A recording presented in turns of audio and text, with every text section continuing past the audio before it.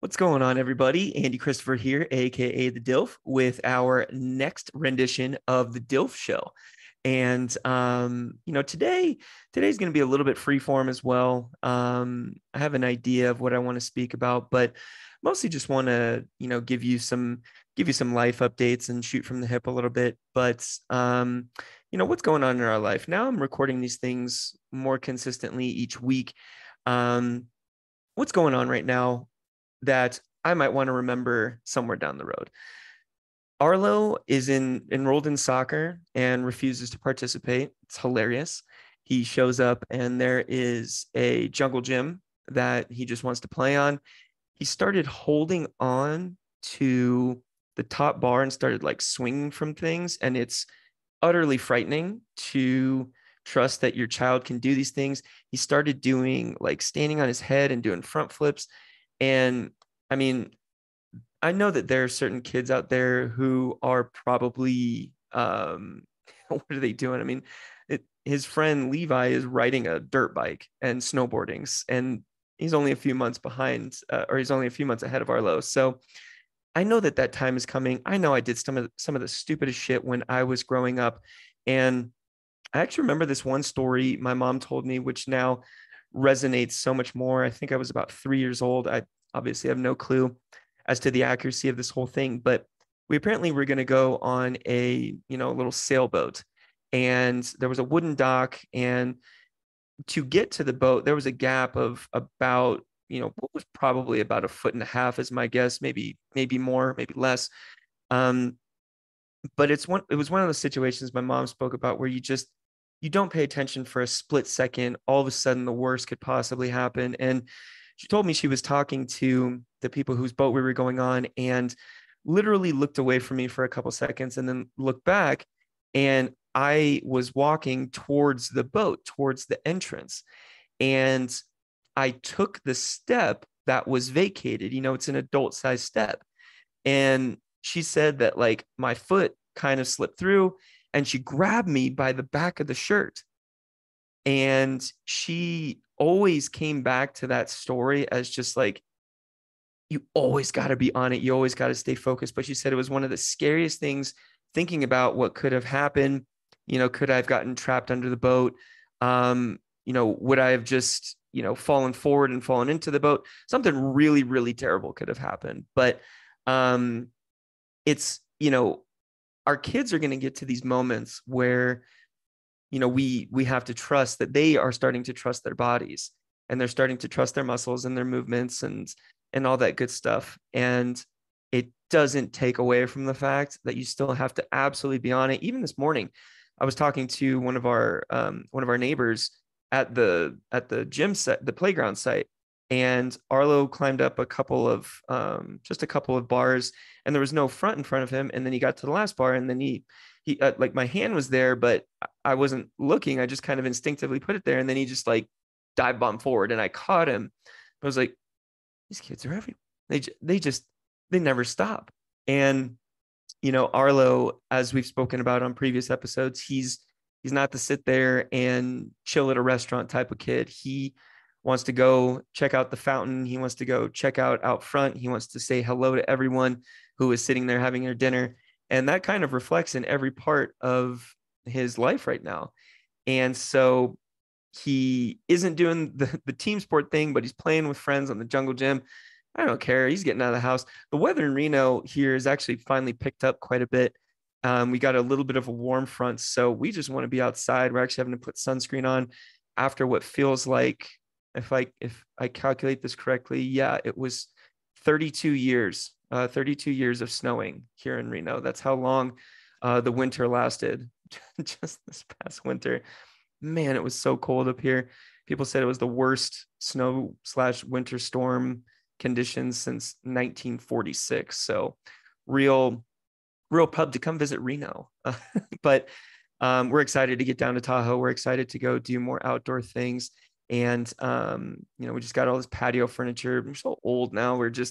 Julia's been so great, and we redid the playroom, and we put the little soft foam pieces down. We got some good advice from some friends who've done it previously, and now we've got the patio furniture. We just bought a grill, just like these are the little things you really start to appreciate as you get older. Like I just think about throwing some chicken and some steaks and some veggies on there, having a beer, having a few friends over. That it just sounds like the life, doesn't it? So that's kind of the mode we're in right now, preparing for baby girl coming in just about 6 weeks, maybe less. Julia keeps saying that she feels like it's going to be less and that baby girl's coming early. So we're on high alert here at the Christopher household, but we're really just trying to soak up the last few days, last few weeks, whatever it might be, of our little 3 unit before we grow to 4.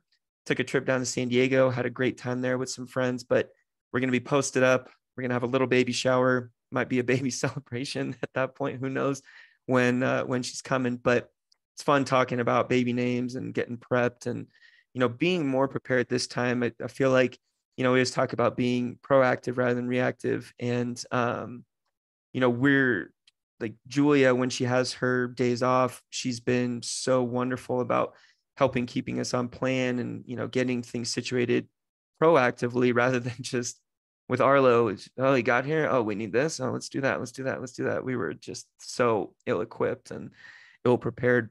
Not saying that we're any more prepared mentally this time, but at least I know how to change a diaper at this point. So I'm going to call that a win, but ready, supremely excited for that. Julia is completely over and done with being pregnant. So definitely be our last kiddo.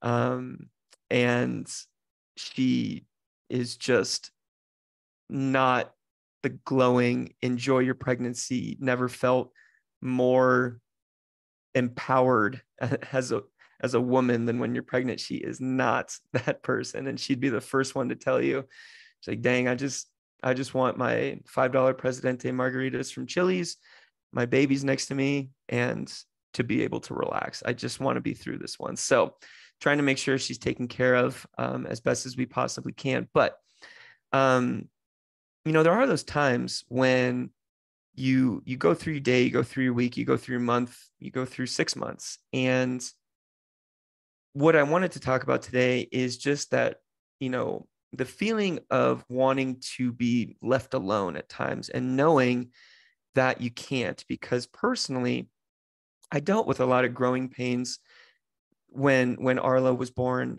that I didn't really knew existed until I realized that my free time was no longer my own. And so it's been a humbling learning curve to understand that everyone else's feelings are going to be put in front of your own to a certain extent. And I've already talked about how, I've traditionally been kind of impulsive and I like to do things a certain way. And, I want to enjoy and live life and all that good stuff. But I, I feel that one of the biggest areas of growth is just understanding that, what, it's okay if I feel frustrated. I still have shit that I got to get done. I still need to make sure those around me are taken care of. And that was not easy. We spoke about that and touched upon it on previous episodes where you get to certain checkpoints and you're just like, I just need an hour. I just need a day, just need something where I can be by myself, just kind of relax and mentally tune out a little bit. People have that in different ways. I just recently bought, a set of DJ equipment and I'll throw the headphones on and start mixing. And, that allows me a good positive outlet, or you can go work out, but sometimes you're just tired and you just want to throw on The Office or throw on Ted Lasso and just kind of be there without thinking or having to take care of anyone. And I think one of the hardest things that it was for me to understand is that your partner feels exactly the same way. And in all likelihood, you're both looking for that moment or that relief or that respite at a similar time.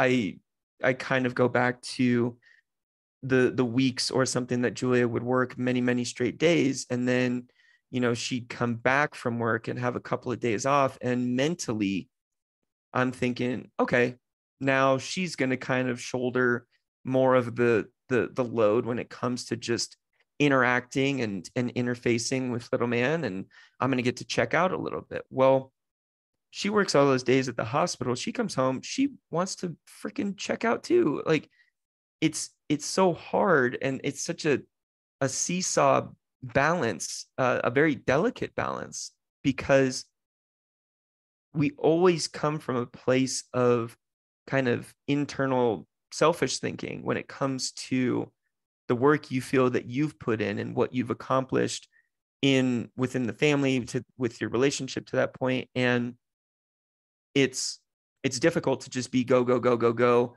without any, you know, daylight in terms of when you're going to get a break, so to speak. And I'm a full proponent of you do need that downtime to reset. You do need, you know, friend groups, and you do need people outside of just solely your significant other to talk to and shoot the shit with, and really round you out as a person. We just need and crave human interaction at every turn. But I had to learn kind of the hard way that when all of us are tired, we just kind of have to fight through that need and want and desire to just be left alone. And by pushing through it, and just by doing little things very, very incrementally, I found it was easier to think of it that way, as opposed to just, okay, like we got to clean the whole house. We got to do all, like, we got to get dinner ready for tonight. We got to make sure that everything is, you know, clean and tidy, and baby's happy and laughing and this and that. And if you just look at it one little step at a time and say, okay, what can I control right now? I know that I'm kind of being pushed to my threshold here, but my partner is too. My partner, I can tell tones in voice, I can tell body language. There's certain moments where it's just, okay, I need to catch my breath too. You know, give me 30 minutes, give me something. And those moments kind of, those unspoken moments kind of forge the, you know, the basis of your relationship moving forward, because then it's just like, okay, like we get it. We understand that we need to take care of our family. It's not me take care of me, you take care of you. Then one of us, when we're ready, we're going to take care of, you know, little man and soon to be baby girl, right? The collaborative effort that goes into having a child is like nothing I've ever experienced in my entire life, spoken and unspoken, because you're simply just trying to figure things out on a daily, weekly basis. And you learn and get into a groove with what's working, but then someone gets sick, or something derails it, or there's an injury, or someone's traveling. And those sacrifices that need to be made in terms of, like, for me, not just being able to just piss off and go do whatever I wanted in that moment, or go eat whatever I wanted where I wanted to. I had to figure that out just by, you know, just by coming up short in the actual moments. I feel that, you know, early on and kind of in the first 12 to 18 months, it was kind of a case of like, okay, well, I'm still going to have time, and I'm going to go do this, or I'm going to go, you know, try this or whatever. But you find ways to build those in out, build those times in outside of those crucial and necessary moments where you are on call, where you are the line of defense. And I feel, you know, women are just so much better at least the perception of time management, but compartmentalization and organization. And for me, you know, just kind of always being used to instinctual kind of wanting to do this, and then just kind of satiating that need. That was a hard lesson for me to learn. And it's a daily practice. You know, I'm a huge proponent now that chore lists just written out as, you know, 50 chores are useless. But when you break things down between 3 and 7 items, and you just knock those 3 items out first, and then you move on to what's next, you get way more done, way more effectively without feeling the overwhelm than if you just list out a bunch of crap and then never get them done, but feel better that you just put it down on a list. Something wonderful that Julia has put into place is just meal planning on Sundays, just getting on paper and on a whiteboard. Here's what our meals are going to be at night. We build in, let's cook these 2 nights, let's do leftovers, then let's order in one night, then let's cook this one night and then have leftovers. And the amount of stress that has alleviated from both of our lives, when you can just look at the board and say, instead of looking at each other confused and frustrated and angry about like what to make that night, oh, we're doing we're doing pasta and pesto sauce. Great, let's do it. Just remove as many extraneous decision making things as possible in one chunk as you can go about it in like one set time frame, and you'll alleviate so much chaos from your life. It's pretty wonderful when you start figuring out those little cruxes and those little what would you call them? Not hacks necessarily, but the routines that work for your family.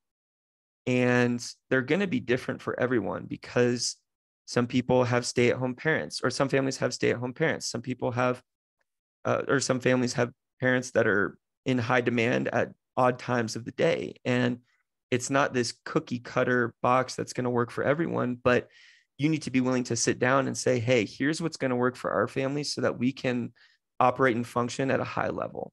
Have those conversations so that you're not just constantly spinning your wheels, and you're going to alleviate so much stress. But kind of coming back to that main point is, it's okay to cherish and want to have free time, but you have to realize that you're always on call to a degree. Even if you've blocked aside 2 hours where you get to, go to the gym or whatever it might be, that can all change at the drop of a hat. But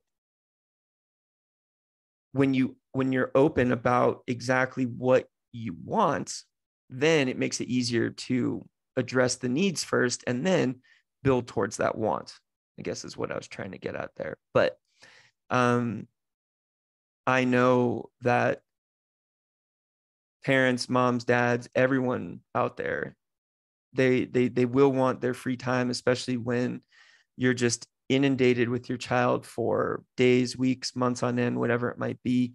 And based off of your situation, don't ignore those feelings, and don't be afraid to not just ask your partner, but ask other people for help, and find a way to holistically take care of yourself in that moment. Because if you feel like you want to just leave me alone for now, and if that becomes kind of your operating baseline and you never get that time, it's going to manifest in different ways. It's going to be stupid arguments. It's going to be taking it out on potentially the kiddo who's just trying to play or is bugging you. I mean, I can tell you, like, Arlo still has this biting thing where he wants to like bite our shoulders, and his teeth and his jaws are like, they're strong as hell right now. And he doesn't realize that he's not a baby anymore. And he chomps down, and oh man, like, you can't do that. Like that hurts mom, that hurts dad so much. But that can be better handled if you've already had your time to reset yourself, and you've already done the little things where you don't feel overwhelmed, and you've kind of at least hit an equilibrium for the day where you're just like, hey, you know what, I've done a lot of positives here, didn't quite get to this stuff, but we're still above water at this point. We're still doing what we have to do to to kind of get to the next day. And I can't really particularly think. I mean, at this point, it's a Saturday that I'm recording this. And Arlo and I, like I said, we went to the park and we got to hang out, and I can't wait till he wakes up from his nap. But, I could think of a couple of times just, a month and a half, 2 months ago, where kind of the days were grinding on, and there was nothing kind of on the horizon in terms of, well, when can I get away? When can I get some time? And I just jotted down this little topic that, we all want to just be at certain points, and you're not always going to get it. But if you can just get your little checklist down to 3 things, knock those things out, 3 most important things, move on to the next kind of grubby things or whatever you're trying to get done, and just do a little bit every time, you're going to find that you'll be able to open up for the opportunity to be able to have time for yourself more frequently than you might have had you just kind of been running around all over the place. I don't know if that makes sense. I don't feel very eloquent today. Maybe I just need a break or something like that. But why don't we leave it here before I trip up over my words too much more. So let me know your thoughts. Are you struggling to find time for yourself? Have you found a good balance? And do you have any kind of success tips that you'd want to share with other parents? Is there anything that we're missing in terms of, how to communicate with your partner, or how to understand from your partner's perspective that even though you're both feeling it, you just kind of got to soldier through at times? Let me know. thedilfshow@gmail.com, at thedilfshow on all our socials. Obviously, we have the website as well. Please don't be afraid to interact, share your stories. If you didn't catch the snack-isode, I sang a wonderful little ditty. It was, the song's called Wipe the Butt, and it is to the melody of Michael Jackson's Heal the World. And it's a game changer. If you need a laugh today and you want to hear a really shitty singing voice, I recommend you go listen to episode, I think it was 16B, just a little snack-isode. So that's it. That's all I got for you today. This is the DILF, Andy Christopher, signing off. I love you, and there is absolutely nothing you can do about it. Go have a great one.